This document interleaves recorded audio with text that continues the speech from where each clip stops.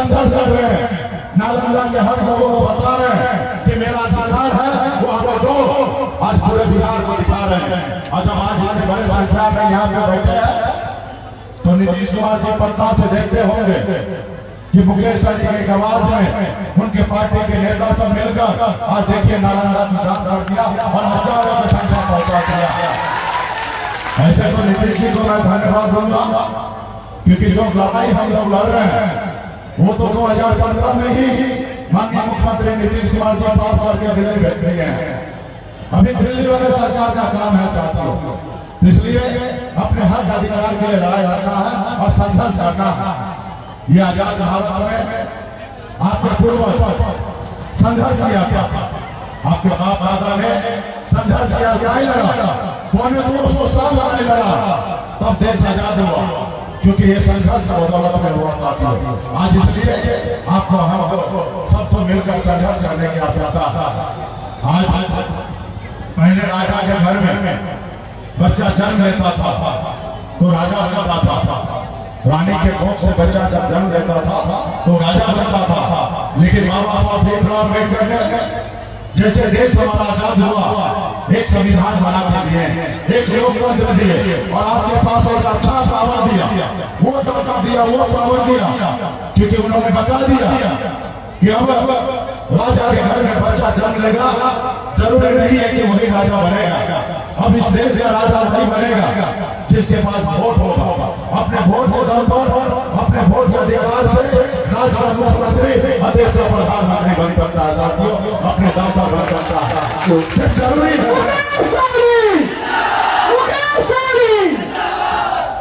सिर्फ जरूरी है अपने वोट को ताकत को समझना। आपके वोट में वो ताकत है कि आप देश के प्रधानमंत्री बना सकते हैं और राज्य का मुख्यमंत्री बना सकते हैं, ये ताकत आप में है। इसके लिए शिक्षित होना, अधिकार के लिए लड़ाई लड़ना।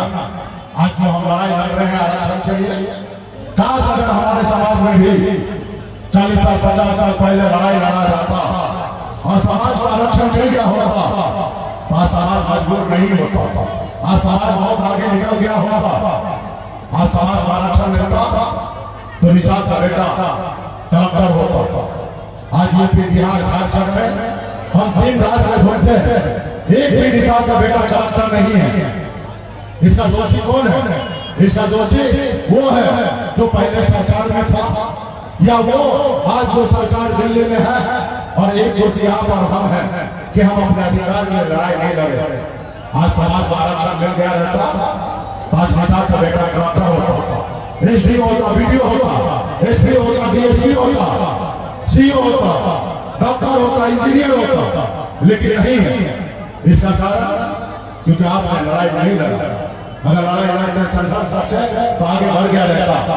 आज आपके बच्चे एक मामूली 8,000 महीने पे नौकरी करने के लिए मजबूर है।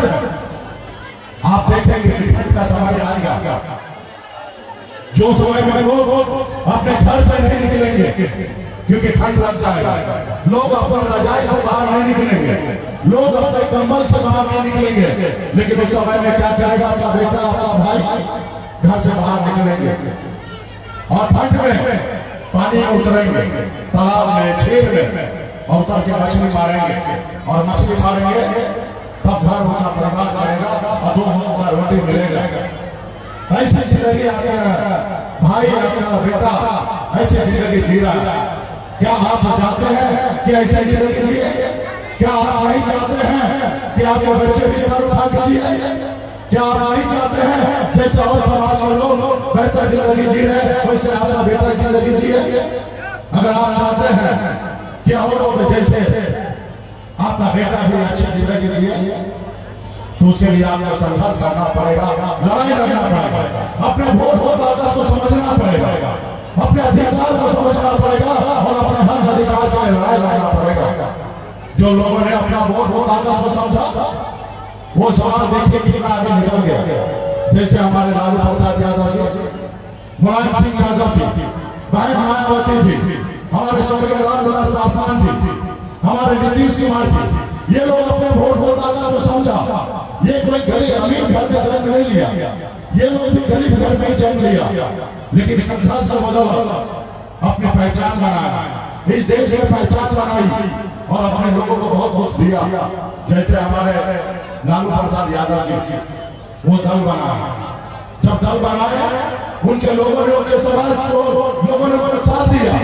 जब साथ दिया तो दल को बल मिला, और जब दल को बल मिला तो 15 साल बिहार का मुख्यमंत्री थे और उनके समाज भी आगे बढ़े और वो खुद भी आगे बढ़े। ये है आपके वोट में ताकत। ये कोई बड़े अमीर घर में जन्म नहीं लिए थे, अपने वोट के दम पर आज में मुख्यमंत्री बना, और यही शक्ति, यही पावर आपके पास भी है। बिन बेदार दुनिया वाला के पास भी यही शक्ति है कि आप भी अगर अपने पैर पे खड़ा हो जाएंगे तो कल निशान का बेटा बिहार मुख्यमंत्री बन सकता है। तो इसके लिए संघर्ष करना पड़ेगा, लड़ाई लड़ना पड़ेगा, वोट का अधिकार को समझना पड़ेगा। आज मैं आपके सामने इस मुकाम पे खड़ा हूं। मैं भी एक गरीब घर में जन्म लिया। पिताजी मछली मारते थे, दादाजी मछली मारते थे। जहाँ हजारों दिक्कत था, समस्या था, वहीं पे मेरा भी जन्म हुआ। जिस घर में मेरा जन्म हुआ, ऐसे गरीब घर में जन्म हुआ कि 4 बजे अगर पिताजी मछली न मारे तो 5वां दिन घर पे खाना नहीं बन सकता था।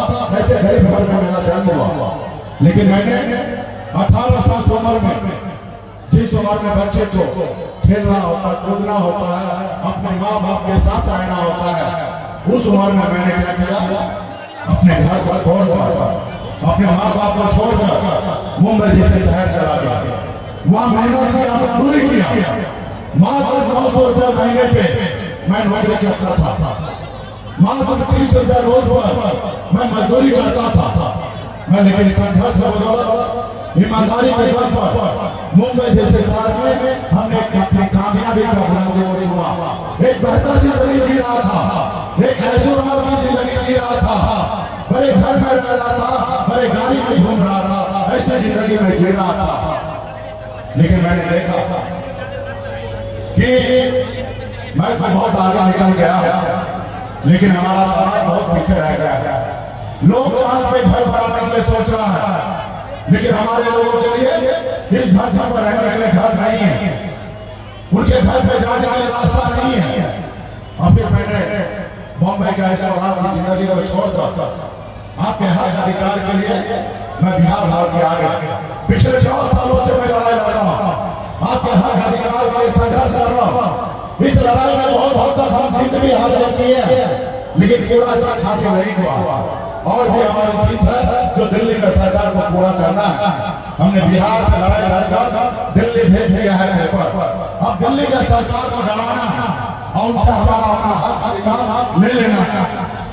आपने देखा इससे पहले निषाद समाज को कोई जानता नहीं था, पहचानता नहीं था। लोग निषाद समाज बोलने के लिए भीम बेदार दुनिया बोलने के लिए शर्माता था, लेकिन लोग आज गर्व से कहते हैं कि मैं सनाम वाला हूँ। ये परिणाम आगे दिया है साथियों। आज हमारी उपलब्धि है, आप और हम सब मिलकर एक साथ में, और जब मैं लड़ाई लड़ने के लिए मैदान में उतरा तो आप लोगों ने कहा कि सनाम वाला आप आगे बढ़ो, हम आपके साथ हैं।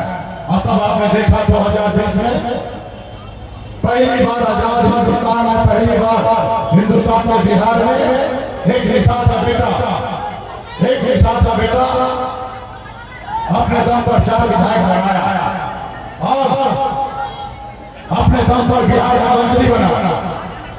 हमारे पास 4 विधायक था, सरकार का चाबी मेरे जेब में था। हम जिसको चाहते उसको बिहार का मुख्यमंत्री बना सकते थे, लेकिन आजाद भारत में पहली बार ऐसा हुआ कि एक निषाद का बेटा बिहार में मुख्यमंत्री बनाया।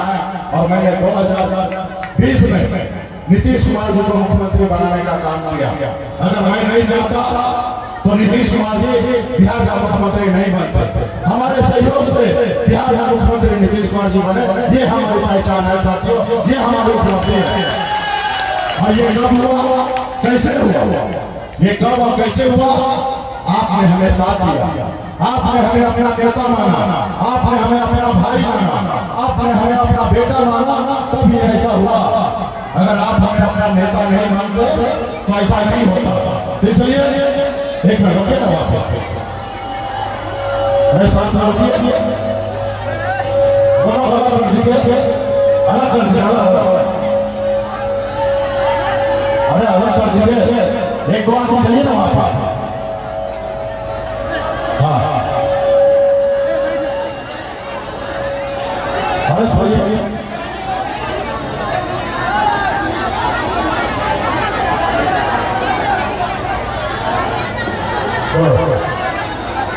चलिए ठीक है।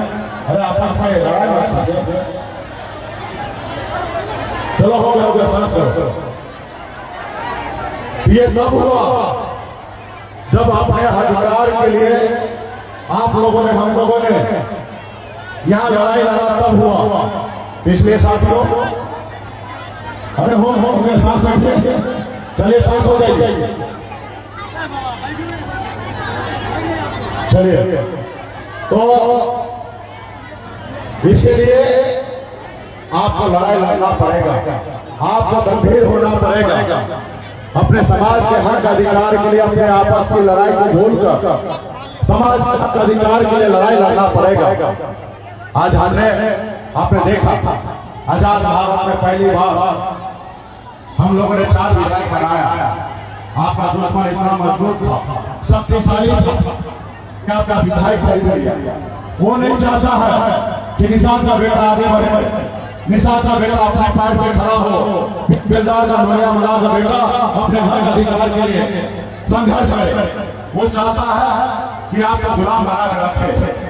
वो नहीं चाहता है कि बेलदार नोया मला का बेटा कलेक्टर बने, एसपी बने, एसडीओ बने। लेकिन ये सोचना आपको है कि अपने बच्चे को किस लिए लड़ाई लड़ना है साथियों। तो इसलिए साथियों, आगे बड़ी लड़ाई है, इस लड़ाई के साथ रहना पड़ेगा। आज मोदी जी को प्रधानमंत्री बनना है, उनको वोट चाहिए। एक तरफ विपक्ष लोगों को भी प्रधानमंत्री बनना है, उनको वोट चाहिए। और आपको हमको क्या चाहिए? ना आपको प्रधानमंत्री बनना है, ना ही हमको बनना है। आपको आरक्षण चाहिए, हमें भी आरक्षण चाहिए। अब जहाँ आरक्षण मिलेगा तो यूपी, बिहार, झारखंड के 5 करोड़ निषाद के चेहरे पे मुस्कान आ सकता है, उनके चेहरे पे खुशी आ सकता है। और इसके लिए लड़ाई लड़ना पड़ेगा। आपको बताना पड़ेगा दिल्ली वाले को कि दिल्ली वाले आप देखिए, अब निषाद का बेटा जागृत हो चुका है, अपने हक अधिकार के लिए लड़ाई लड़ने के लिए मैदान में आ चुका है। हम आपके साथ नहीं है, हम अपने बेटा के भविष्य के लिए है, उनके हक अधिकार के लिए ऐसे बात बताना पड़ेगा, उनके लिए लड़ाई लड़ना पड़ेगा, उनको दिखाना पड़ेगा। क्योंकि वो लोग बहुत चालाक है। वो चाहता है, वो मानता है कि निषाद का बेटा है, लड़ाई लड़ेगा, थक जाएगा और एक समय आएगा निषाद समाज का वोट को 200 रुपया में खरीद लेंगे। ऐसा पहले हुआ करता था। आपके समाज के लोगों ने 200 रुपया अपना वोट बेचता था, अपने बच्चे का भविष्य बेचता था। सिर्फ वोट नहीं बेचते आप लोग, अपने बच्चे का भविष्य बेच देते हैं। आज जैसे लालू प्रसाद जी को उनके लोगों ने आगे बढ़ाया, लालू प्रसाद जी के लोगों को फायदा करा कि नहीं मिला? आपने कभी अपने लोगों कि मोदी जी हम आपके साथ नहीं हैं, जो हमारे बच्चे के साथ रहेगा हम उनके साथ हैं। आपको समझना पड़ेगा कि हम सब निषाद का बेटा एक हो चुके हैं, बेलदार नोया मला का बेटा एक है। आप हमारा अधिकार दो। और इसलिए हम लोगों ने सर पे कफन बांध करके 101 दिन की यात्रा पे हम लोग निकले हैं कि आरक्षण नहीं तो गठबंधन नहीं, अब गठबंधन नहीं तो वोट नहीं, अब वोट नहीं तो दिल्ली का सरकार नहीं साथियों, दिल्ली का सरकार नहीं। अब यूपी, बिहार, झारखंड में हमारे पास वही शक्ति पावर है जैसे हनुमान जी के पास था। लेकिन उनको पता नहीं था कि 7 समुद्र पार कर सकते हैं। जब हमको एहसास दिलाया गया कि हे प्रभु, आपके पास अपना पार शक्ति है, आप 7 समुद्र पार कर सकते हैं और रावण को लंका जला सकते हैं। जब हनुमान जी को याद आया तो 7 समुद्र पार जाकर रावण को लंका जलाने का काम किया। आज वही सबसे पावर आप निषाद बिन बेलदार नोया मला के बेटा के पास है। अगर आप एक पॉइंट पे खड़ा हो जाए तो आप के साथ जो दोस्ती करेगा वो 60 लोकसभा सीट जीतेगा, और जो दुश्मनी करेगा वो 60 लोकसभा सीट हारेगा। और जो 60 लोकसभा सीट हारेगा उसके लिए दिल्ली जो है वो सपना हो जाएगा साथियों, दिल्ली का खुशी उनके लिए दूर हो जाएगा साथियों।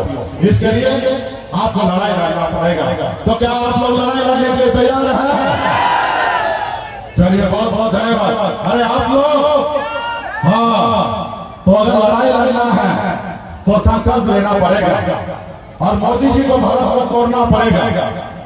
आज बताइए ना, हम लोगों ने वोट दिया मोदी जी को, सोचे कि अच्छा पिछड़ा का बेटा आएगा, प्रधानमंत्री बनेगा और हमारा अच्छा चीज आएगा। लेकिन क्या हुआ, वोट आप दिए, लेकिन क्या किया, 10% सामान्य वर्ग को आरक्षण दे दिया और आपको नहीं दिया। जब हम वर्षों से लड़ाई लड़ रहे हैं, आपका बेटा का नौकरी छीन के दूसरे को दे दिया। हम उनको आरक्षण देने से हम विरोध नहीं करते, सही बात है। देश में जो लोग गरीब हैं उनको सरकार का काम है मदद करे, चाहे वो हिंदू हो, मुसलमान हो, या ऊंचे जाति का हो या गरीब जाति का हो। लेकिन मोदी जी एक ही नजरिया से देखना चाहिए, एक ही चश्मा से देखना चाहिए। लेकिन मोदी जी का जो चश्मा है ना, वो धुंधला हो चुका है। एक तरफ साफ है तो ब्राह्मण भूमियार का बेटा उसको गरीब नजर आता है, उनको 10% आरक्षण दे दिया। और एक तरफ बिन बेदान दुनिया मला का बेटा आज उनको गरीब नजर नहीं आता, क्योंकि वो चर्चा पे धूल जम चुका है। अब जरूरी है कि वो धूल को साफ करने का। आज निषाद का बेटा 8,000 का महीना नहीं कमा पाता है, साल का 1 लाख रुपया नहीं कमा पाता है, लेकिन उनको आरक्षण नहीं देंगे। लेकिन सामान्य वर्ग को 8 लाख कमाने वाले को आरक्षण देंगे। आज आपका बेटा आप ऐसे मजबूर है, लाचार, आप खुद जानते होंगे, क्योंकि मैं भी एक गरीब घर में जन्म लिया। लोग कहते हैं अपने देश से जाकर पराये देश का हाल। मैं आज देखता हूँ गरीब समाज जो है उसके बच्चे उसके गोद में दम तोड़ देता है, इलाज के बाद में मर जाता है और वो माँ बाप कुछ नहीं कर पाता है क्योंकि उसके पास पैसा नहीं है। वो प्राइवेट हॉस्पिटल में इलाज नहीं करा सकता क्योंकि आपके पास पैसा नहीं है, और आपके बच्चे जो है आपके गोद में दम तोड़ देता है। ये बताइए ना कि निषाद कुल में बिन बेदान दुनिया मरा के घर में क्या बच्चा जन्म लेता तो गुनाह करता है? आज आपके घर में जन्म लेने के बाद वो बचपन से लेकर बुढ़ापा तक वो गरीबी की जिंदगी जीता है। वही अगर दूसरे समाज में जन्म लेता है तो बेहतर जिंदगी जीता है और सर उठा के जीता है। आज इस धरती पर जाति का धारी पे गरीबी है कि नहीं है? आप जाइए ब्राह्मण में ढूंढिए, 90% लोग गरीब है, अमीर है, और 10% लोग गरीब है। ये कैसे हुआ? ये भारत सब सबके लिए एक समान है, सभी के लिए एक समान है, लेकिन एक वर्ग आगे निकल गया और एक वर्ग पीछे है। ये क्यों हुआ? क्योंकि वो अपने बच्चे को पढ़ा लिखा के काबिल बनाया, अपने समाज के हक अधिकार के लिए लड़ाई लड़ा, और आप अपने बच्चे को पढ़ाए लिखा नहीं और उनके अधिकार के लिए लड़ाई नहीं लड़े, जिसी का कारण है कि आपका समाज 99% लोग गरीब है। आपके बच्चे आपके गोद में दम तोड़ देता है, आप इलाज नहीं करा पाते हैं। वही जिसके पास पैसा है वो महंगे से महंगे हॉस्पिटल में इलाज कराता है। आज लोग क्या करते हैं, अभी मोदी जी आएंगे, मंदिर मस्जिद के नाम पे वोट मांगेंगे। आप बताइए ना, देश या सरकार का ये काम है मंदिर मस्जिद के नाम पे वोट मांगना? अरे सरकार का क्या काम है? हॉस्पिटल बनाना, गरीब बच्चे को इलाज के लिए हॉस्पिटल बनाना, गरीब बच्चे के पढ़ने के लिए स्कूल बनाना। लेकिन आप मंदिर मस्जिद के नाम पे वोट मांगिएगा तो बात साथियों, ये लोग जो है आपको गुलाम बनाना चाहता है। वो आपको 5 किलो चावल देगा, आपको जिंदगी भर के लिए गुलाम बनाना चाहता है, और आपका बेटा का नौकरी जो है दूसरे को देना चाहता है। साथियों, 2024 में 14 में सुना था, मोदी जी ने कहा था हम 1 साल में 2 करोड़ नौकरी देंगे। कहा गया 2 करोड़ नौकरी? पूरे 9 साल में 9 लाख में नौकरी नहीं दी आपने, और 9 सालों में 35 लाख लोगों ने रिटायरमेंट हुआ है, और मोदी जी पिछले 9 साल में 9 लाख नौकरी नहीं दे पाए। साथियों, आज कहीं ना कहीं आपको गुलाम बनाया जा रहा है, इसके लिए लड़ाई लड़ना पड़ेगा। तो क्या आप लोग लड़ाई लड़ने के लिए तैयार हैं? लड़ाई लड़ने के लिए तैयार है तो संकल्प लेना पड़ेगा। मोदी जी को बताना पड़ेगा कि हम संकल्प ले लिए हैं। जैसे आप गाँव में पूजा करते हैं, सत्यनारायण भगवान का पूजा करते हैं, पंडित जी आपके हाथ में चावल देता है, फूल देता है और गंगा जल देता है, कहता है कि शुद्ध मन से आप पूजा कीजिएगा, ऐसे संकल्प कीजिए। उसी तरीके से आप संकल्प लीजिए कि हम अपने बच्चे के भविष्य के लिए लड़ाई लड़ेंगे। आप संकल्प लीजिए कि 1 रोटी हम कम खाएंगे लेकिन अपने बच्चे को पढ़ाएंगे लिखाएंगे, ऐसे संकल्प लीजिए। आप संकल्प लीजिए कि आधी रात को अपने समाज के हक अधिकार की बात हो तो उनके लिए हम खड़ा होंगे और उसके लिए लड़ाई लड़ेंगे, ऐसे संकल्प लीजिए। और जब संकल्प लीजिएगा तो मोदी जी देखेंगे अच्छा मोदी जी देखेंगे तो हैरान और परेशान होगा। मोदी जी तो यहाँ है नहीं, लेकिन ये वीडियो कैमरा वाला भाई वीडियो बनाएंगे और मोदी जी को रात में हम भेज देंगे और वो देखेंगे। और इस बार हमने ऐसा दबाव बनाया है, ऐसा दबाव बनाया है, इस बार हमने एक वैक्सीन बनाया है। जैसे कोरोना काल में आपने देखा था, देश के डॉक्टर ने देश के लोगों को सुरक्षित करने के लिए एक वैक्सीन बनाया था ताकि देश के लोग सुरक्षित हो। इस बार हमने ऐसा वैक्सीन बनाया है कि आप जितना लगाइएगा ना उतना मोदी जी का कुर्सी हिलेगा, और जितना मोदी जी का कुर्सी हिलेगा ना उतना वो डरेंगे, और जितना डरेंगे ना उतना 2024 से पहले निषाद बेदान नोनिया मला का आरक्षण लागू कर देंगे। साथियों, आरक्षण लागू कर देंगे। वो वैक्सीन का नाम क्या मालूम है? उस वैक्सीन का नाम है गंगा जल। जितने भी यहाँ पे हमारे साथी माता बहन नौजवान गार्जियन आए हैं, सब वैक्सीन को निकालिए, सब लोग वैक्सीन को निकालिए, सब अपने अपने जेब से निकालिए, सब माता सब निकालिए, वैक्सीन को निकालिए। सभी को हाथ में ले लीजिए, इस तरह हाथ में ले लीजिए। ढक्कन को खोलिए, ढक्कन को खोलिए। सभी लोग जो है उन लोग भी करो। जो यहाँ निषाद नोनिया मला का बेटा है, माता है, अगर अपने बच्चे का भविष्य देखना चाहते हैं तो हाथ में लीजिए गंगा जल, हाथ में लीजिए गंगा जल। सब लोग अगल बगल में लेकर काम कीजिए। सभी लोग ले लिए भाई, आप लोग लीजिए आप लोग, चलिए लीजिए, सब लोग लीजिए, सबके साथ से बेटा लीजिए और हाथ को ऐसे उठाइए ताकि वीडियो कैमरा में आ सके। सब लोग लीजिए। हाँ, और जैसे जैसे आप पढ़ रहे हैं वैसे वैसे आप लोग पढ़िए। मैं बाबा केवल महाराज, भगवान वेद व्यास, प्रभु श्री राम, भगवान गौरव निषाद, बाबा अमर सिंह, बाबा काशी, बाबा जय सिंह महाराज, बाबा कालिक महाराज, बाबा कोयला, माता कमला,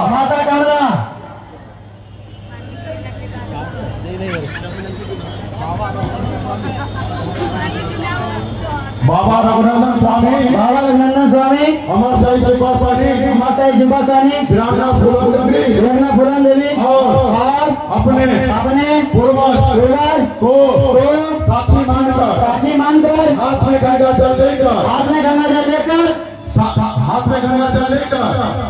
संकल्प करता हूँ कि अपने समाज और अपने आने वाले पीढ़ी के लिए हर परिस्थिति में संघर्ष करूंगा और अपने विकासशील इंसान पार्टी के साथ रहूंगा। पार्टी जो निर्णय लेगी हम उस निर्णय के साथ रहेंगे। हम संकल्प लेते हैं एक रोटी कम खाएंगे, लेकिन अपने बच्चे को पढ़ाएंगे लिखाएंगे। संकल्प लेते हैं एक निषाद के घर पे जाएंगे, सभी को संकल्प कराएंगे। जय निषाद, जय वीआईपी, जय बिहार।